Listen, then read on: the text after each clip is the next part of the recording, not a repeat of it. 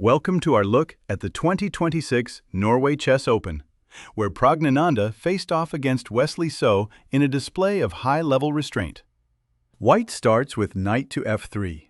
Black responds with d5, immediately staking a claim in the center. White plays e3, a solid if uninspired move to support the center. Black develops the knight to f6, ignoring the more flexible e6 option. White pushes c4, challenging the center and inviting some early tension.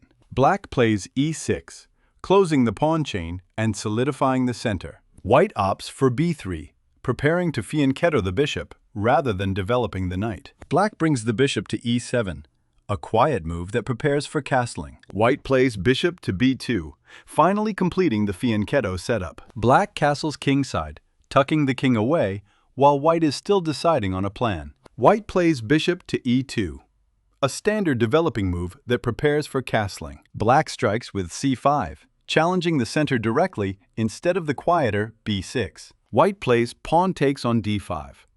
This central grab is the engine's favorite, forcing black to make a decision about how to recapture and resolve the tension in the center. Black responds with knight takes on d5.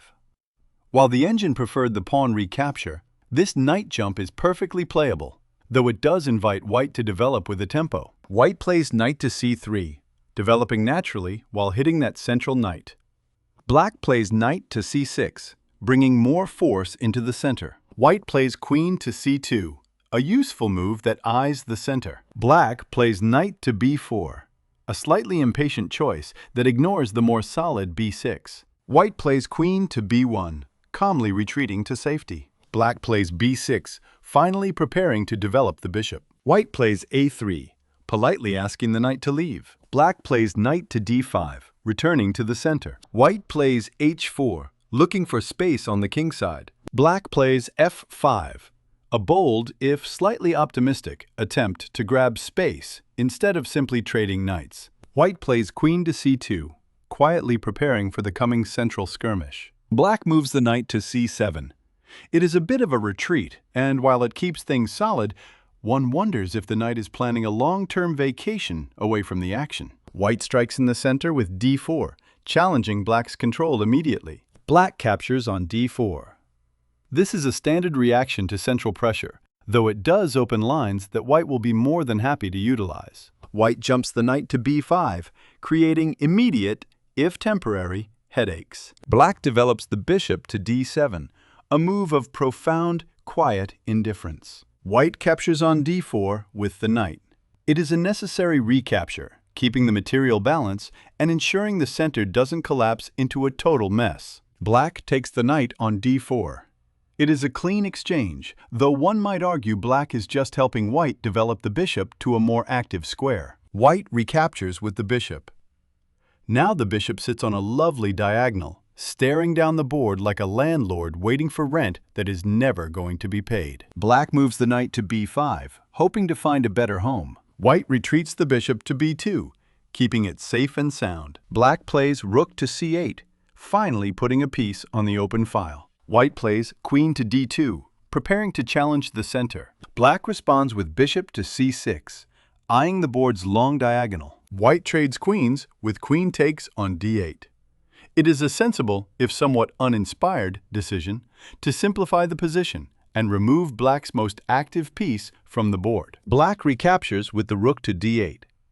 By bringing the rook to the center, black maintains a solid structure, ensuring the position remains balanced and devoid of any real drama. White moves the bishop to c4, aiming at the center. Black retreats the bishop to d7, playing it safe. White jumps the knight to g5, looking for some trouble. Black decides that the knight has overstayed its welcome and plays bishop takes on g5. It is a necessary exchange, though it does little to spice up a rather tepid middle game. White captures the bishop on g5 with the pawn. This move gains a tempo, though it does little else to alter the tension around the f6 and h6 squares. Black brings the knight to d6, centralizing the piece effectively. White moves the rook to h4, eyeing the king side. Black plays knight takes on c4. This is a classic case of removing the attacker's best piece, simplifying the board further and proving that sometimes the best way to handle an attack is to just delete it. White captures back with the pawn on c4.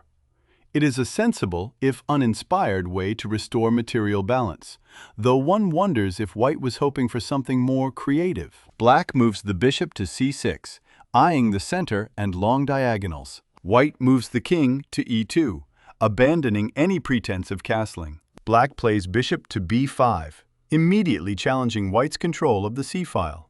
White plays rook to c1, finally bringing the heavy artillery into the game. Black retreats the bishop to a6, keeping it active while avoiding exchanges. White moves the king to f3, marching the monarch into the fray like a brave, if slightly confused, infantryman. Black drops the rook to d2, a bold intrusion that demands White's immediate and undivided attention. White tucks the bishop away to a1, desperately trying to avoid the rook's gaze. Black slides the rook to d3, keeping the pressure high and the position uncomfortable. White plays bishop to b2, finally developing the piece to a more useful diagonal. Black returns the rook to d2, insisting that White deal with the nuisance once more. White retreats the bishop to a1, opting for safety over ambition. Black shuffles the rook to d3, keeping the pressure firmly on. White returns the bishop to b2, seemingly content to dance in circles. Black slides the rook back to d2.